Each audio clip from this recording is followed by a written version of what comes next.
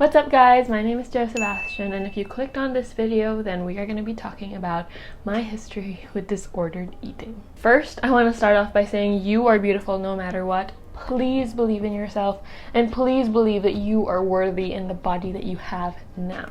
So I've actually been wanting to make this video for a long time now, and actually I wanted to make it more of like a fitness journey video where the person who would be sitting in front of the camera would have a six-pack of abs, bolder shoulders, and how fitness is a way of life kind of thing. That's what I wanted, that's what I thought, and I was like waiting for the perfect time for me to be able to tell my story and tell how I got into this position that I'm in right now. But I realized that my story isn't a fitness journey. It's not about the body or anything like that. It was about the mental struggles I had to overcome. And these mental struggles were, yes, related to my body, not so much about working out, but they were about the disordered eating habits that I had developed over the years. See, the thing is with our society today is that disordered eating habits have been normalized. And this is what I'm talking about. Labeling foods as bad or good, cheat days, having to earn your food, having to burn off your food, skipping meals if you overate yesterday, taking laxatives if you feel like you overate. These are disordered eating habits that we've normalized. Now we see somebody who's not eating so much, we're like, wow, you're so disciplined. Grabe, sana ako rin ganun ka disiplina. We've normalized a lot of these habits and treated them as a reward or something. Like, you're so strong if you didn't eat. Wow, you're so brave for eating a cheat food. And we gotta talk about them a little bit more. So I'm gonna start with my journey with disordered eating and how it all started. So when I was younger, in like grade school, I never really thought much of my body. Like, it was there, I was happy, I was a playful child. Yeah, sometimes in ballet I would get a little bit hurt when they would tell me to suck in my stomach or tell me that my cheeks were too big. But then I also thought I was pretty cute. I kind of felt like I was everything. Everything really started when I went into high school. If you don't know this yet, I went to an arts high school and I was there for ballet. Ballet was like my major. It's kind of like a college thing, but it was like for high school. It's a pretty cool school. The thing is, on the very first day I was there, I was already crying from being homesick. And then our fourth years took all of the first year ballet majors, lined us up in front of them, and then they were like, you have to lose weight, you have to fix your neck, you have to do this, you have to do that, you have to do that, your stomach is too big. Man, that was rough. I was 13. What was told for me was that I had to lose weight because my stomach was too big. They said I was chubby. And that's when it all started. I started to look at my body and was ashamed of how it looked like. I was ashamed of my protruding belly. And I understand if you tell somebody to suck in their stomach or to engage their core when they're dancing. But to say that as their stomach is so big, that's why they're not engaging it, is different. And that was the first time I dabbled in diet. The first thing I did was no rice, because we're so commonly hearing that no rice is the right way to lose weight. And of course I lost weight, but that was mostly because I was barely eating. I would have this tiniest bit of ulam. I would always look at other people, what they were eating, and comparing it to myself. I still ate rice sometimes, but it would be like this small little piece of rice because I kind of needed rice. I was also very active. We were dancing, I think, like 6 to 7 hours a day. All I was eating was ulam for breakfast, ulam for lunch, ulam for dinner, and sometimes the snacks that I would have at the dorm, sometimes. And then I got my period for 2 times until I never got it again. And I was told that that was normal because, you know, you're active, you're an athlete. Of course you're not going to get your period. So I thought, hey, okay, I guess it's normal for me not to have my period or to make it be irregular. Honestly, that was fun because not having your period is a lot less stressful, but it's actually not healthy for your body at all. The most stressful thing is that I would always get comments from people like, wow, payat mo na, or wow, you lost so much weight, wow, you're so thin. Some of my teachers would tell me I was getting too thin, but I wouldn't listen to them because everybody else who was in the ballet world was telling me that I was doing a great job. So that kind of distorted my image of my body and distorted how I should take care of myself because I was being validated for not eating. The second year of high school, I had so many apps on my iPhone on weight loss, calorie counting. I was always trying to keep myself below 1,200 calories because that's what the app said. That's what the app says for everyone. Third year rolled around, my 4th years were gone, I was a little bit more of a higher up, and then I gained weight because I let myself a little bit more free. There were less people judging me about everything and talking about what I was eating, so I felt a little bit more free and I gained some weight. I felt pretty good. And that was the time when I was actually really working on my skills on ballet. 4th year hit. and I decided to do a vegetarian vegan diet for the summer. Honestly, I was doing that for weight loss, and then in the long term I decided it was for health and the environment and all those things. I lost a lot of weight. The lowest weight I hit was 98 pounds, and I'm 5'5". And the reason why I wanted to hit this was because somebody who was my height but a smaller frame in general was 97, and I was like, if she can be 97, I can be 97. But I only ever got to 98, and I felt like a failure for that. Anyways, I was hardly eating, and I got into Herbalife because somebody I knew was in there, so I was skipping meals, drinking shakes, thinking I was healthy because I'm doing a shake. And when 4th year rolled around, everybody was like, wow, you're so thin, you know? I think this was the peak of everything because I had lost so much weight from skipping meals during the summer. I really wanted to make sure that I didn't gain that weight back while I was back in school. So I made sure to say that I was not eating meat. All of my meals were changed. They weren't very familiar with a vegetarian diet, so there weren't many protein alternatives. It was mostly just the same thing but only the sauce, and I already wasn't eating rice, so then I got into this whole eating only bananas thing that my sister and I were getting into as she was turning a little bit into the raw food zone, but that's her story. Anyways, I started to only eat bananas, and I had like a crate of bananas that I would bring to school, and I would tell everybody it's healthy, bananas are great, if you only eat bananas you're not going to be malnourished, you're going to be healthy. And all I was eating was bananas. The thing is, I was only eating like 8 to 10 bananas a day. And we were working out again, we were dancing. Sometimes I would pretend to eat more, but I would just like throw away the peels and like throw away the inside and pretend to eat more bananas. Damn, I was starving. I would start the day with 2 bananas walking to school, 2 bananas for snack, and then 2 bananas for like lunch. But on days that I felt hungrier, I would just eat more bananas. I also remember doing a lot of over-exercising. Since I was now a 4th year, I would constantly make everybody do like Zumba classes and all of these things as a way for me to burn my food, but I would just let them join in so it didn't seem sus. And then I would go back to my dorm, and if I felt like I ate too much, I would do 100 squats. You can ask my roommates. They know that I go out of our cottage and I'm just doing like squats outside on the balcony because I'm on that thing. Another thing I got into during high school was laxatives. On days that I felt like I ate too much, which was usually on the weekends because I was ending up binging from restricting all that food, I would take 2 laxatives. It would hurt my stomach so much, but I thought, this is the right thing to do. That's what I thought, because I felt like I was not losing weight. I felt like I wasn't doing enough. I would binge on the weekends, and I felt so undisciplined. And I would be so rude to my family every time I was home on the weekends because I was so mad at myself for binging. Like, they could not talk to me while I was home. 1, I was tired and exhausted, no energy at all. 2, I was binging and felt ashamed of myself. But it was around, let's say, mid 4th year when I decided that I was done. You know, I was like, what the heck? All I'm thinking about is my body rather than my art. And I told that to my sister, and she said, maybe you should stop dancing for a bit. And I was like, maybe I should. So as the college applications rolled in, I was supposed to go for dance, but I decided to go for nutrition or sports science. I started researching a lot about nutrition, and I was thinking, wow, there's so much information about nutrition. Of course, I was also getting the wrong information because I wasn't that great at searching. But I was like, if I understood nutrition better, maybe I could help others who are struggling with their bodies like me. That's what I wanted. I was going for nutrition for college. And right after high school, I stopped dancing right away. Now when it came to college, I stopped completely. I just ate foods, I was barely exercising, and I gained about 30 pounds. And this was in the 4-month summer before college because I fell into that batch. When I gained the 30 pounds, a lot of it went to my boobs. Like, I didn't have anything in my boobs, and then boom, suddenly they were there. And they were hard to control because I didn't know how to handle boobs before. They were heavy. I was constantly wearing these big t-shirts, hiding myself, trying to cover up. I was hatid sundo in college, so when I would go to school and then I would leave right away, and I just wouldn't have time to talk and to bond with people in college because I felt so ashamed and I felt like they were gonna judge me because I was so much bigger than I was in high school. I was constantly binging, constantly binging. Almost every night I would kind of hide myself in the dark and watch shows. I remember watching Glee and eating Skyflakes, and I was just like so stressed because I would see these cheerleader bodies and I was like looking at myself. I was so sad, and I was like, what's wrong with me? Why am I doing this? I was gaining so much weight, and the worst part was I was hearing that some people from high school were saying that I was getting bigger, and so that even fueled my stress for my body even more. And this was the time I was trying to recover. But the comments I was getting was, "Ang laki-laki mo na, ang taba-taba na ni Ate Jo." It was on second year of college though when I was like, you know what? I'm just gonna fake it till I make it. I made my YouTube channel, started putting on makeup, started pretending to be all kikai. Literally, I said the word, "I'm gonna be kikai."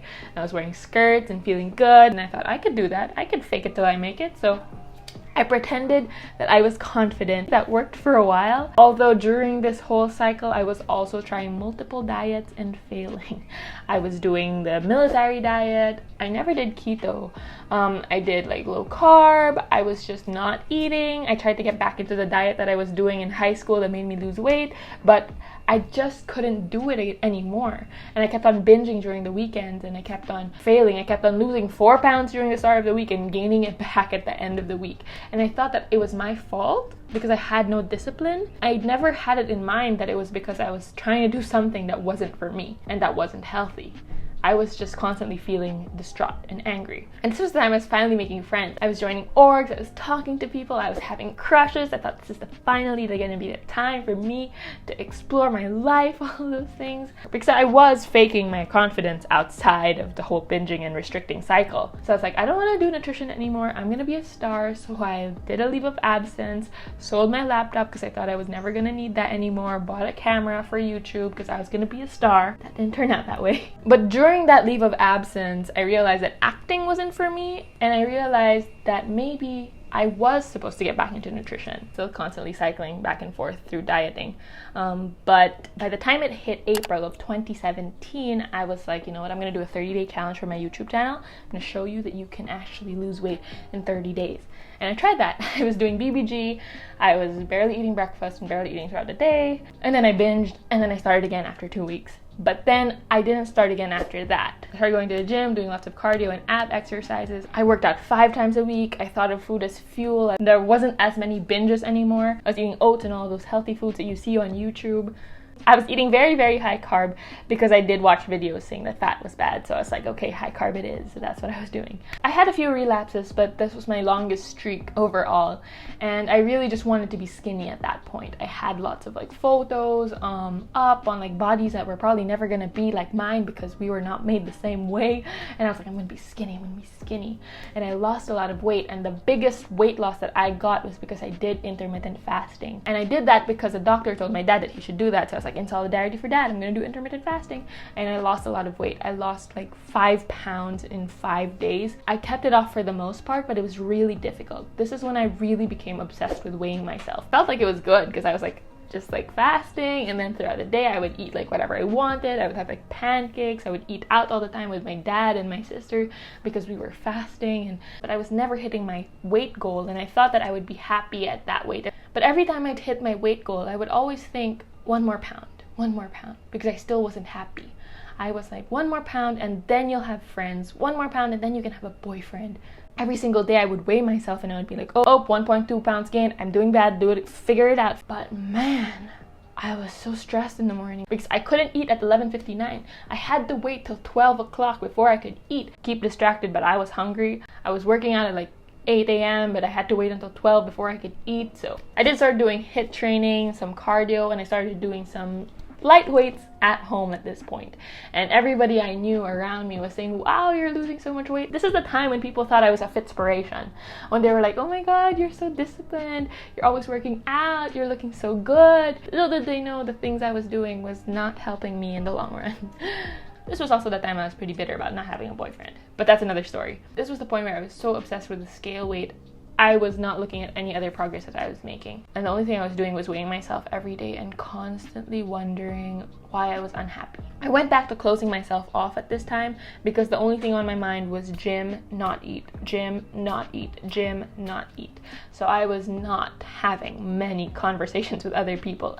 And this was after the time I started to make friends prior to my leave of absence. So all of the friends that I had made, I cut them off because I felt like I didn't deserve to have friends until I hit my scale weight. And the thing is, they never knew my scale weight. It was just me thinking that if I wasn't thin enough or if I didn't hit that number on the scale, I would be unworthy. And that's what I constantly thought, and I thought that everybody thought that as well. So I was just isolating myself to the gym and to slightly eating, feeling good that everybody was calling me their fitspiration and saying that they wanted to be like me. Little did they know. So I was doing all of those things, and I did start getting into the gym this time. I started lifting weights, and I was afraid at first to lift heavy weights, but then I realized that it was actually something that felt awesome, because I was also seeing like Natasha O'Shan and all these other Gymshark athletes who were lifting weights, and I was like, okay, this is it, I'm gonna start lifting weights. But another big point happened was when I tried again to do another 30-day challenge, this time with my sisters. We also recorded like before and afters, like intros and outros and stuff, but the 30-day challenge was to have no sugar for 30 days and to work out every day for 30 days.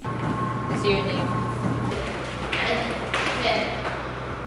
Early morning gym session. Going to the gym. Day 4. Getting my calories in with this green protein smoothie.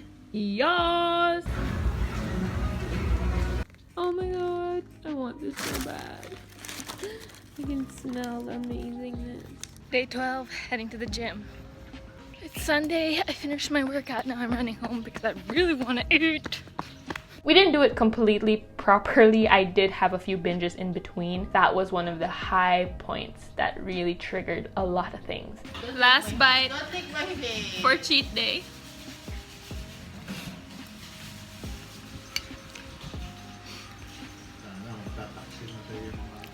Goodbye, cake.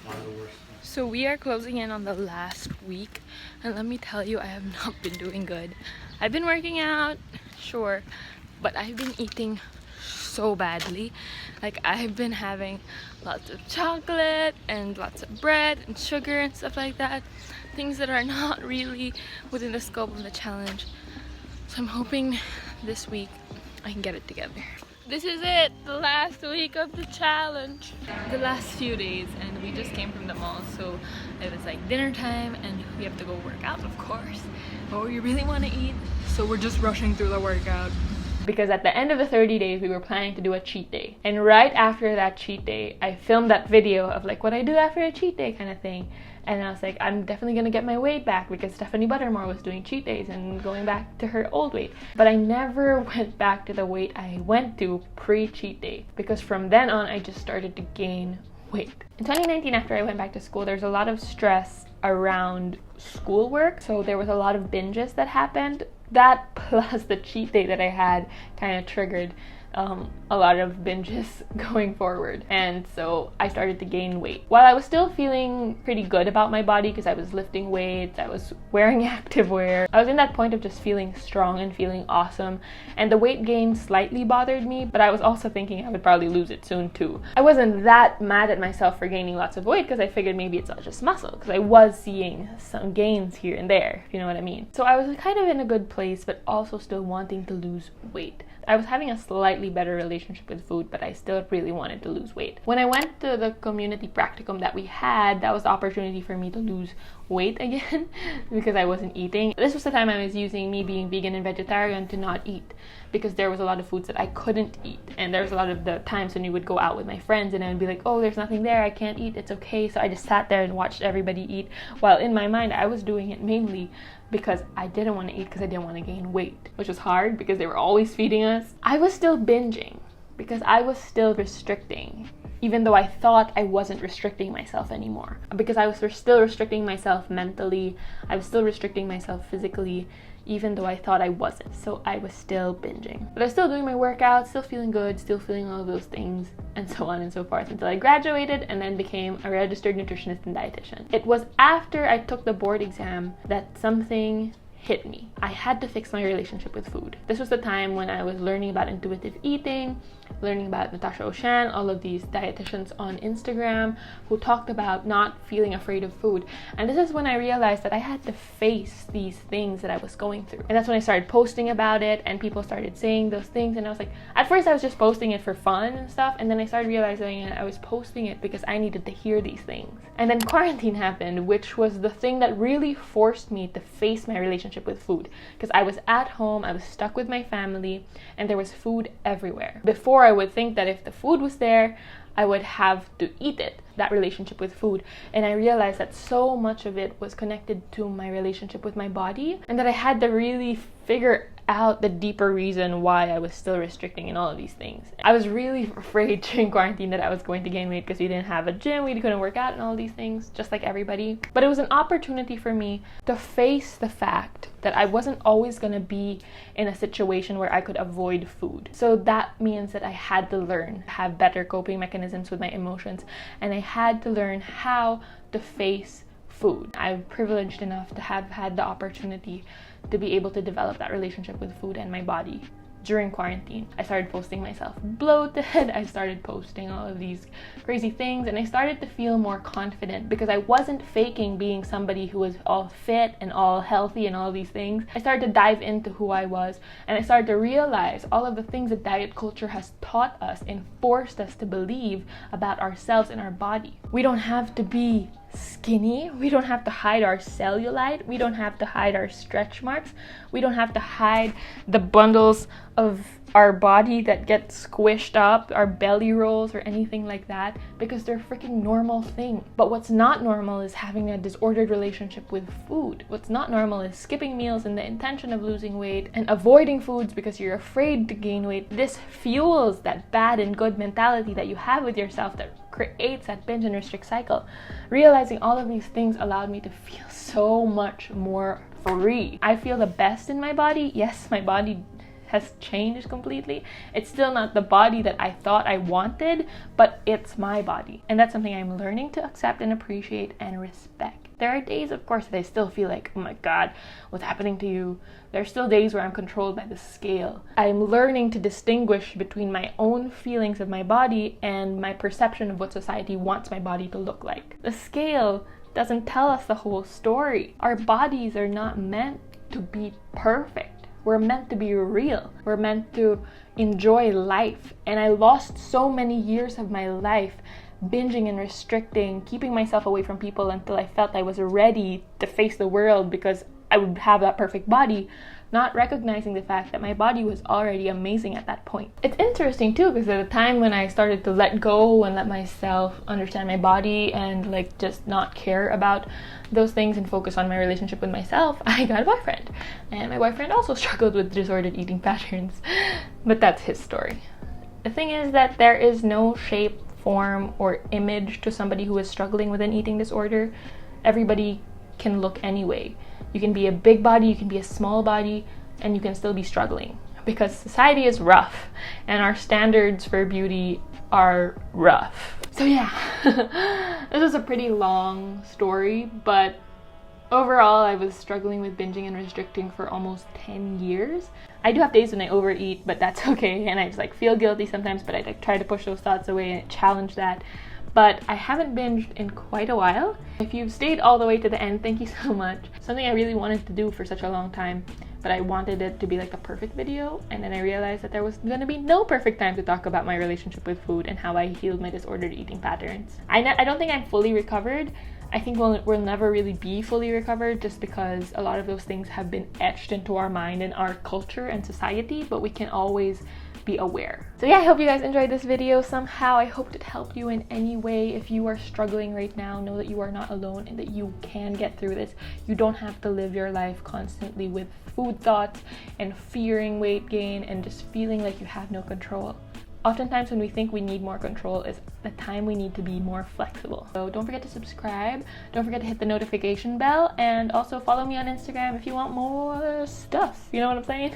Till the next video, don't forget, you always deserve to eat.